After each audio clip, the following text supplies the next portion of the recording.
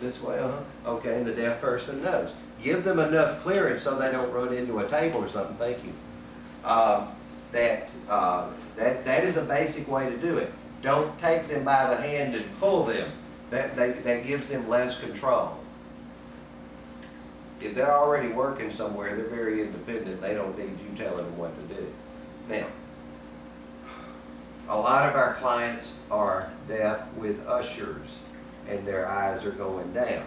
They haven't learned that part of the blind psyche about that, about mobility. They still feel independent and think they can go places. They may not know to take the arm.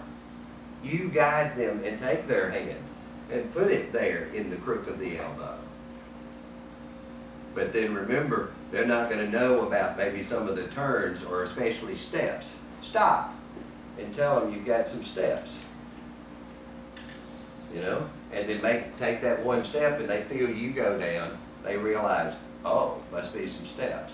If there's handrails, obviously let them use the handrail and let them maybe take the handrail with one hand and your other elbow with the other. Try to keep one hand free so that you can sign to them. So if you are carrying things, try to have them, I try to keep my bag where I can keep it on my back rather than just on the other shoulder, because that doesn't really free up my hand very well. So I'll wrap the bag around my neck to where it hangs off the back. They can take my elbow and I can do whatever I need to do with my right hand, keeping it free for access, for guidance, or for support for myself. Randy, I have a question. And, Sure. And this deals with the physical part of it too. If you, as the interpreter, have mobility issues, like, you know, I have a bad back, and I might have somebody real tall or real heavy or real short, that it compromises my mobility in trying to guide them. Any suggestions of what to do with that? Well, you know your limitations. You need to understand what your limitations are going to be. You may not be sure what theirs are, but just go ahead and maybe when you first meet and they say you want to guide, just tell them, well, my back is sore or my leg is hurting, but if you'll stay with me, we'll go slow. So if they're trying to hurry you up, just let them know up front early that might be an issue. So just have that known to them. Most of our Usher syndrome folks are deaf functionally, and they're going to understand that, and they're going to remember or at least be aware of from what they remember seeing and what they've done while they had vision or when they had perfect vision, and should be able to accommodate. Okay. Yeah. Am I dressed appropriately? Now that's a big one in this business. Solid shirt, depending on contrast of skin color. Usually I'm going to wear black. If not, I'm going to wear solid. I have very few striped shirts. I feel funny wearing a football jersey on Saturday because I feel like I'm going to run into somebody who's going to be deaf. But anyway, professionally speaking, sometimes the tie does not work well with deaf blind. When I say deaf blind, we're not always talking about where they can't see anything. Maybe they have tunnel vision. Retinitis pigmentosa is the biggest reason for Usher syndrome, but it doesn't mean they can't see you. Maybe they can only see you in about this much space, losing a lot of periphery. They can't see. And all they see is maybe a tie. Oh, fine. Stuff it in the shirt. Stuff it in. If you want to keep it on. Put on that jacket. A sweatshirt always, or a sweater, in the wintertime always helps me. I just dress how I want, put on the sweater. If I want to expose the tie or I'm hot, take off the sweater, if I have a place to put it. Would a part of that physical factor too being gender, keep an eye out on gender and things like that? Yeah. Some deafblind people are, let's say they might take advantage of things. They know you have female, they may be trying to accidentally get up into your chest area. If you're sensitive to that, one thing I suggest, try not to be too sensitive, but two, let's, within reason, understand they may just be trying to figure out who you are, or if you're the right person, or, when I worked at the deaf blind school back 30 years ago, oh my God, 30 years ago, the kids would know me just by how I would come up and, hey, Randy. Yeah, 'cause they always knew that's what I would do. It's not always appropriate in deaf blind culture, but it worked at the school. Also, they might know you by smell. Try not to put on a lot of perfume.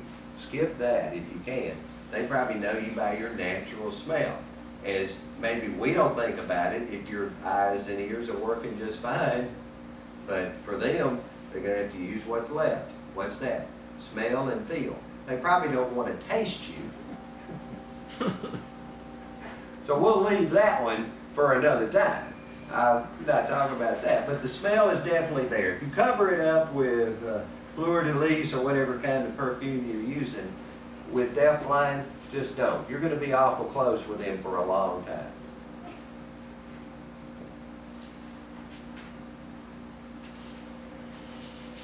Okay, no matter if it's deaf, blind, hard of hearing, you still got the weather. And if you have done some makeup or just fixed your hair and it's raining, you're going to have to consider that. Are you going to wear your hat? And if so, don't forget to take off the hat. Be ready to take off your hat. There may be a lighting issue. There may be just the way you sign. When I'm talking with somebody, I like to see eyes. And in deaf culture, you really need to see eyes. So don't cover them up. Take off your shades. If you don't have to wear the glasses, take them off too. Sometimes I can wear my reading glasses because I'm trying to read my notes. But then the deaf person's going, can you take off the glasses? I'm seeing a glare. Take them off. Put them back on when you need them, and then take them back off.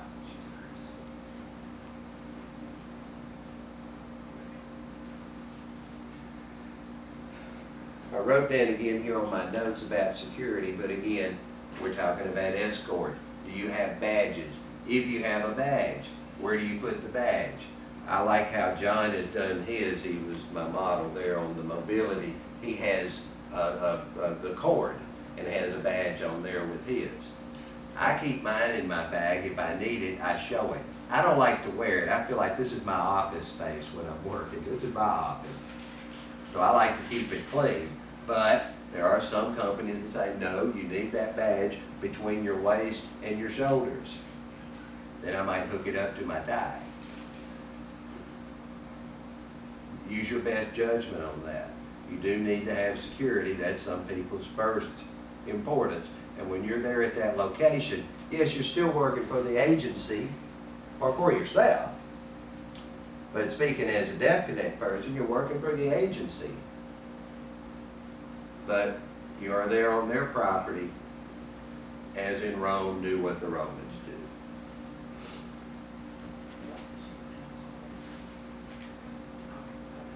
Back to where you keep your things. Where do you keep your things? Some places might offer a secured place. Keep it with the guard. Fine. But you might have that umbrella or the large bag. And that's not always easy to get to or use, yet you may need to have it. My bag is where it is, again, my office. If I'm wearing my bag, then people know, oh, Randy's working. That's fine. You can talk about anything you need to about work. But when my bag is off, it's almost like saying, not on duty, off duty. Where's my bag? Huh? Trust me, I'm working now. Have them where you can get to them, but keep them out of the way that is not obtrusive. Don't just put it on the table and then start signing. Now it's in the way. Which brings me back to the idea of the banquet table. My normal thing at a table, if I'm sitting and they put those flowers in the middle, I can't see the deaf person who's sitting on the other side of the table, which is my normal setup. I usually sit across so they can see everybody that's talking. I move the flowers. If somebody wants to complain, sorry, I can't see my person.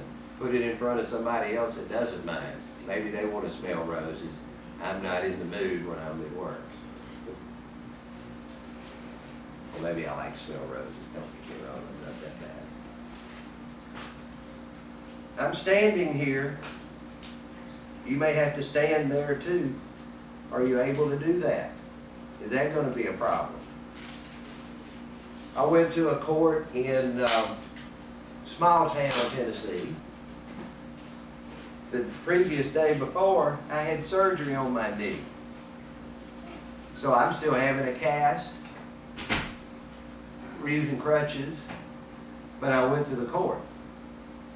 Court is hard to reschedule, so always go when you can.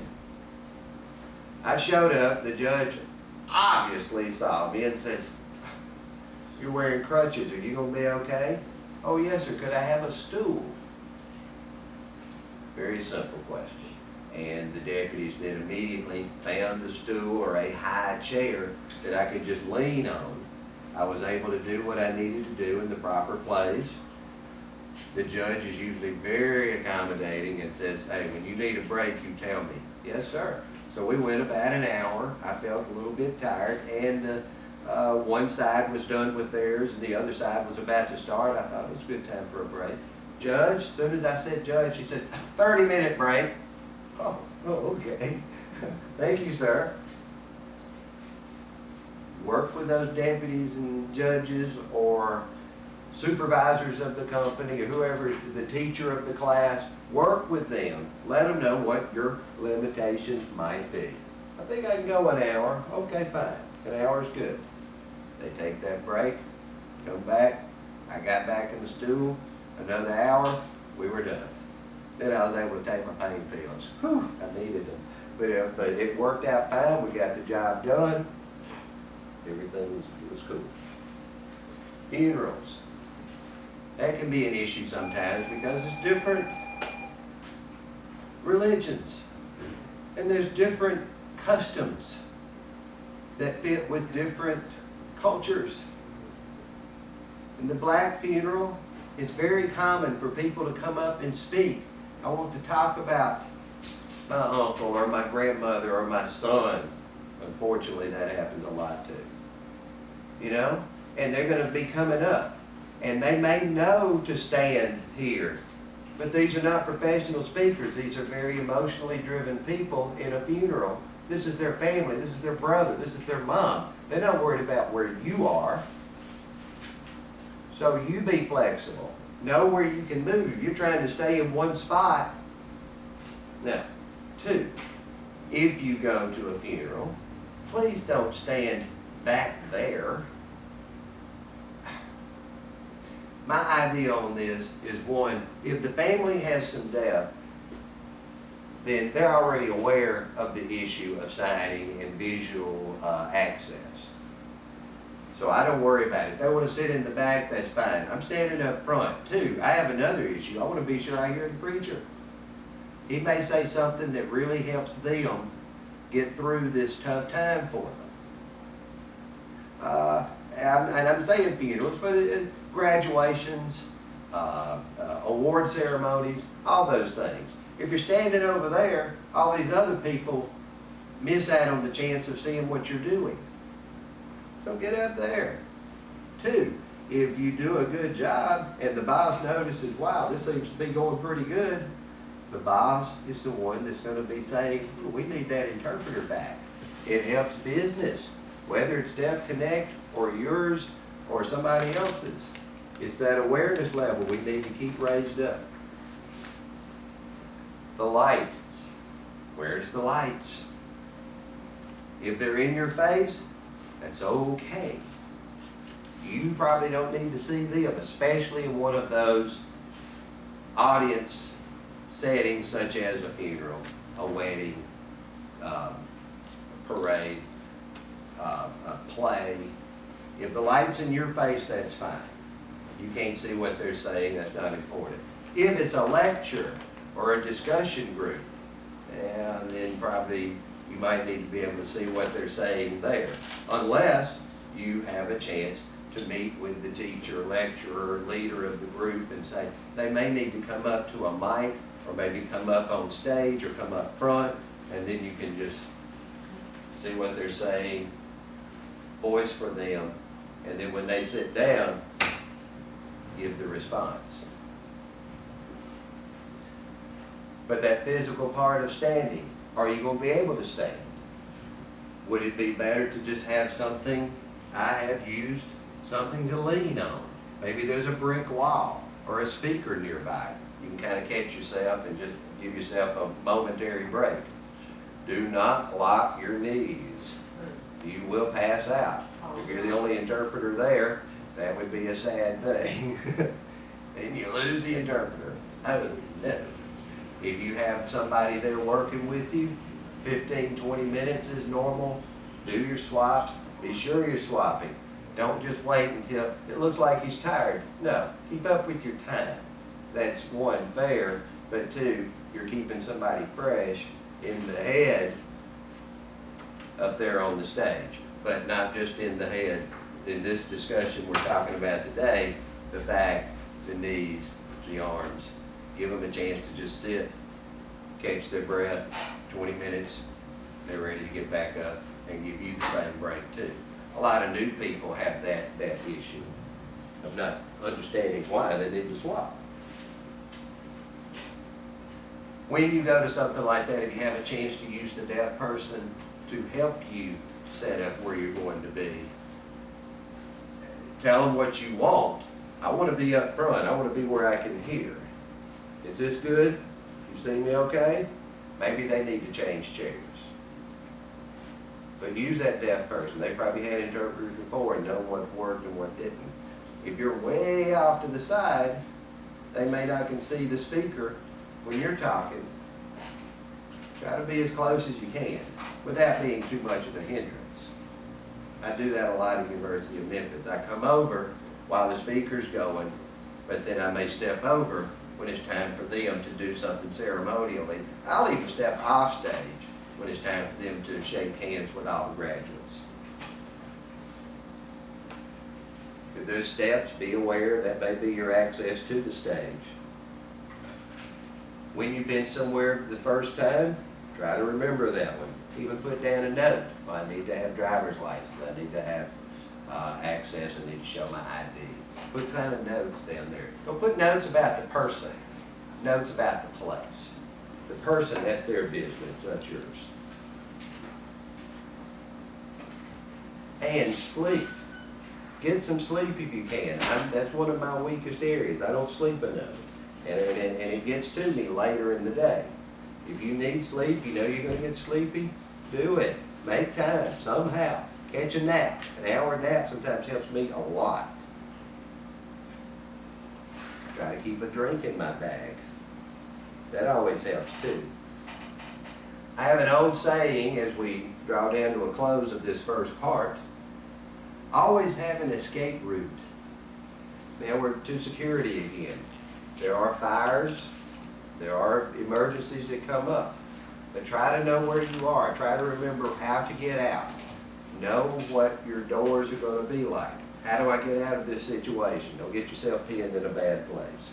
That's also good for mental health too, in case something happens with several people not dealing with you or the patient you're working with, but could move that way and put you at risk.